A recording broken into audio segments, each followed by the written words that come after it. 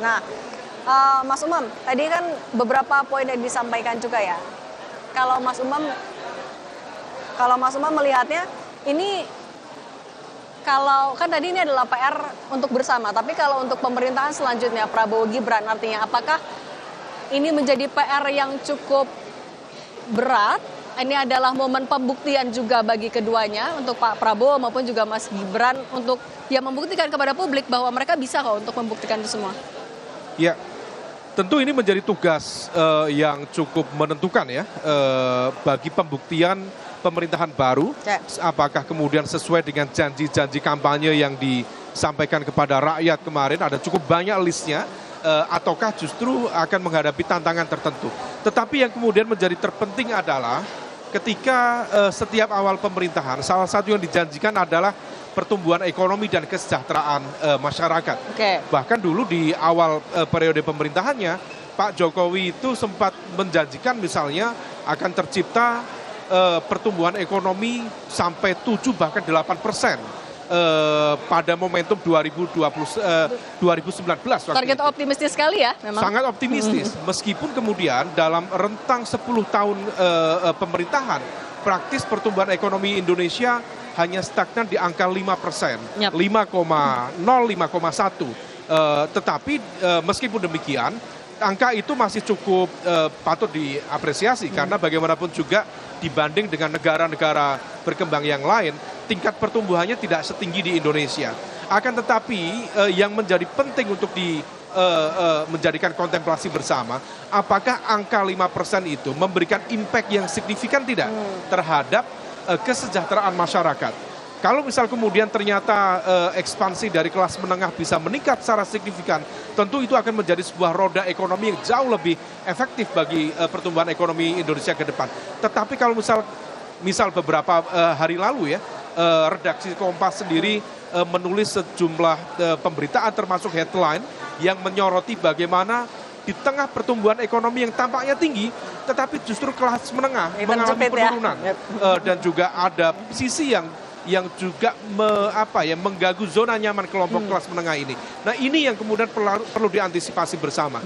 Kalau kelas menengah menghadapi situasi itu, bagaimana masyarakat kelas bawah yang terkategori miskin atau terkategori hampir miskin, yang jumlahnya kalau misal kita menggunakan standar World Bank itu ada sekitar 40% dari total masyarakat Indonesia, atau yang disebut dengan the bottom 40 itu. Nah, ini yang kemudian perlu mendapatkan perhatian lebih dari pemerintahan baru di bawah pemerintahan Prabowo Gibran, supaya kemudian akselerasinya itu lebih tinggi, lebih cepat, dan impactful, bisa dirasakan langsung oleh masyarakat di akar rumput.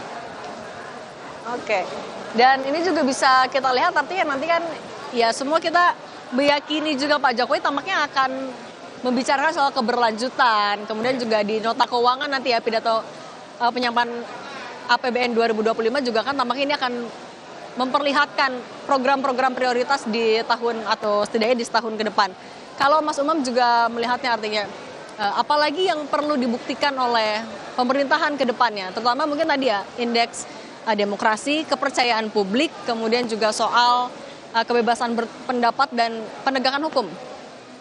Ya, kalau misal terkait dengan konteks penegakan hukum, lagi-lagi lembaga penegak hukum harus bekerja secara profesional, independen, dengan tingkat netralitas yang terjaga, sehingga kemudian integritas penegakan hukum itu bisa terjaga. Karena kalau misal tidak, ini hanya akan menjadi zona permainan dan juga kontestasi kekuasaan. Nah, ini juga bertalian sebenarnya dengan konteks pembangunan ekonomi secara general. Karena kalau misal kemudian hukum menjadi panglima, maka kemudian lingkungan bisnis, investasi akan jauh lebih optimal, menciptakan lompatan akselerasi dalam konteks pembangunan ekonomi. Tetapi kalau misal tidak, lagi-lagi yang akan kita temukan adalah praktik-praktik korupsi, baik dalam skala kecil maupun dalam skala besar. Baik yang levelnya petty corruption maupun yang levelnya state captured corruption. Nah, ini yang kemudian tergambar ya, bagaimana ease doing business di Indonesia sudah diupayakan oleh pemerintahan Pak Jokowi, tetapi kemudian dalam konteks di lapangan seringkali juga masih ada anomali-anomali yang justru tidak sesuai dengan cita-cita besar dari pemerintahan. Lalu di saat yang sama kalau misal kita cermati terutama ya terkait dengan public trust dan juga terkait dengan pemerintahan yang efektif, yang bersih, maka prinsip good governance itu tadi harus dijalankan. Demokrasi adalah hanya alat, tetapi demokrasi itu harus bisa menciptakan tata kelola pemerintahan yang baik. Karena esensi dari pembangunan itu terletak pada konteks tata kelola pemerintahan yang baik, yang transparan, yang akuntabel. Nah, kalau misal kemudian tidak, justru sebaliknya. Nah, kalau misal kita cermati dari sejumlah indeks, misalnya di Corruption Perception Index, justru mengalami situasi yang tidak menentu. Kemarin sempat meningkat, kemudian dalam situasi pandemi dan terjadi eskalasi politik, kemudian dugaan politisasi penegakan hukum misalnya, kemudian terjadi pelemahan fungsi lembaga penegak hukum seperti KPK yang tampaknya semakin kurang optimal. Bahkan menurut informasi spekulatif, ada informasi KPK akan dilebur dengan ORI, dengan Ombudsman Republik Indonesia, dan diminta akan fokus pada fungsi penindakan, fungsi pencegahan misalnya. Nah, ini semua harus dievaluasi betul. Pemerintahan baru perlu dan juga berkewajiban untuk meningkatkan secara optimal basis kepercayaan publik supaya kemudian proses berpolitik, berdemokrasi betul-betul memberikan impact dalam konteks tata kelola pemerintahan sehingga kemudian nanti bisa memberikan akselerasi pertumbuhan ekonomi yang jauh lebih optimal ke depan. Oke, berarti fokusnya memang adalah sejauh mana dampak yang bisa dirasakan oleh masyarakat luas. Tidak hanya, ya mungkin semua kebijakan ada plus minusnya. Mungkin ya memang niatnya baik, tapi kan apakah bisa diterima, bisa dirasakan dengan baik atau tidak oleh masyarakat, itu yang paling penting. Karena betul, apapun yang baik kalau tidak di kalangan masyarakat di bawahnya tidak bisa dirasakan dengan nyaman maupun juga tidak sesuai kan juga nggak tepat ya Mas? Iya. Oke, Mas Umam, kalau juga Anda melihat nih, kalau dari program-program prioritas dari Prabowo Subianto dan Gibran Raka Buming Raka yang tampaknya akan senada ataupun juga mungkin bisa dibilang sama copy paste dari Pak Jokowi. Apa saja kan kalau IKN sudah ada komitmen yang akan dilanjutkan. Iya. Apalagi Mas Umam? Iya. Ya IKN udah jelas ya, karena template-nya sudah dibuat, kemudian kerangkanya sudah diciptakan, tetapi di saat yang sama pemerintahan baru tampaknya juga harus menghitung apakah kondisi fiskal negara masih betul-betul memungkinkan untuk melakukan percepatan pembangunan di IKN. Ataukah pemerintahan baru harus bernegosiasi, berkompromi dengan realitas ruang fiskal negara yang barangkali masih perlu digunakan untuk prioritas kebijakan yang lain. Nah, ini yang kemudian perlu diantisipasi. Tetapi kemudian di saat yang sama ada cukup banyak hal ya yang bisa dilakukan sebagai titik beda sekaligus juga keberlanjutan. Kalaupun yang paling terlihat tentu salah satunya adalah janji makan siang gratis. Ya. Ini kenapa kemudian menjadi highlight tersendiri? Karena janji ini membutuhkan impact keuangan negara yang sangat besar. Tetapi menjadi tergaungkan karena memang bertalian langsung dengan masyarakat di akar rumput, dengan kehidupan sehari-hari masyarakat. Kalau misal memang ini dilakukan dan langsung dengan skala yang cukup luas misalnya, lagi-lagi apakah kemudian ruang fiskal negara, keuangan negara cukup memadai atau tidak untuk melakukan itu? Nah, kalau misal kemudian tidak, tampaknya akan ada renegosiasi atau setidaknya dilakukan secara bertahap, tahap demi tahap untuk kemudian memenuhi janji politik tadi itu. Nah, ini yang kemudian tampaknya akan terus dioptimalkan oleh pemerintahan baru. Adapun yang lain, sekali lagi, yang bisa dilakukan adalah terkait dengan janji kampanye juga. Salah satu poin yang sangat sering ya diulang-ulang oleh Pak Prabowo, oleh Mas Gibran dalam debat-debat Pilpres yang lalu, ketika ditanya apa strategi yang bisa dilakukan untuk menciptakan akselerasi pertumbuhan ekonomi, salah satu yang disampaikan adalah keywordnya hilirisasi. Nah, pertanyaannya adalah, ini sangat Jokowi sekali, pertanyaannya hilirisasi yang seperti apa? Kalau misal kita menggunakan studi kasus nikel misalnya, apakah hilirisasi seperti itu?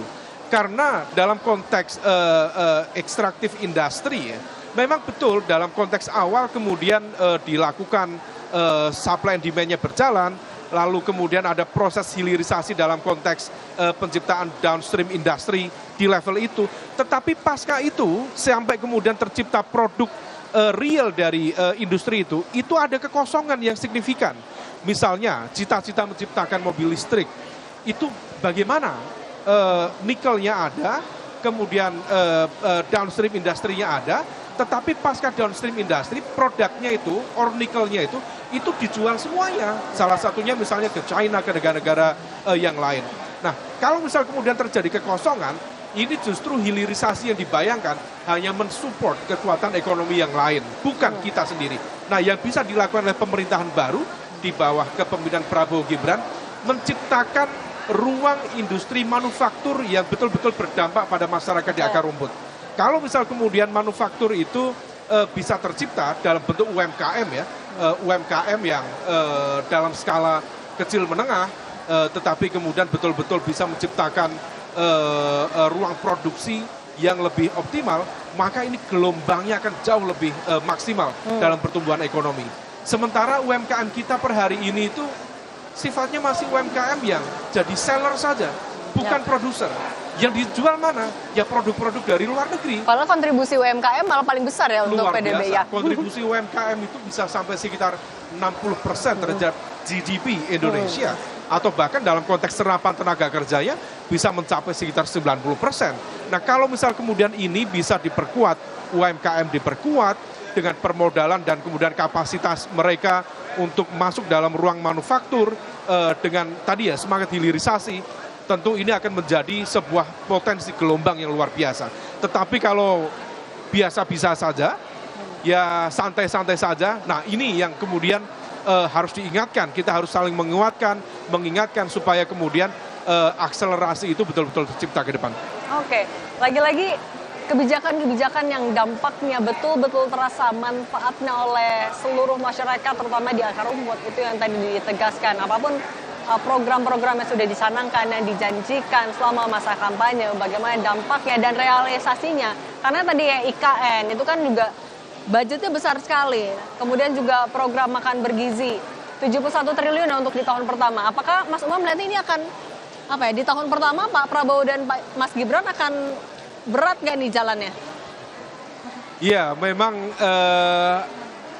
idealitas itu adalah sebuah hal yang dalam konteks tertentu harus diperjuangkan, tetapi juga harus dinegosiasikan kalau kita kemudian berhadapan dengan situasi yang tidak mudah, sehingga memaksa kita untuk bersikap realistis. Nah, oleh karena itu tentu tim ekonomi dari pemerintahan baru nanti tampaknya juga sudah mulai di set up ya, terbukti dengan masuknya Pak Tommy sebagai Wakil Menteri Keuangan, tentu akan bisa mengobservasi secara optimal apakah misalnya kapasitas keuangan negara atau ruang fiskal kita memungkinkan untuk bermanuver lebih lanjut untuk menjalankan janji-janji kampanye yang kemarin disampaikan. Pembangunan IKN satu hal, kemudian makan siang gratis hal yang lain. Tetapi dalam konteks ini, apakah kemudian kalau opsi menghadirkan resources yang lebih besar, kedua hal itu kemudian akan menciptakan trickle down effect dalam konteks kesejahteraan rakyat, dalam konteks pertumbuhan ekonomi negara atau tidak. Nah, ini harus dihitung betul. Kalau misal kemudian kita memaksakan diri pada hal-hal yang sebenarnya kurang produktif dalam konteks pembangunan ekonomi jangka panjang, justru potensi menciptakan situasi yang tidak optimal dan tidak produktif bagi pembangunan ekonomi negara ke depan. Dan ini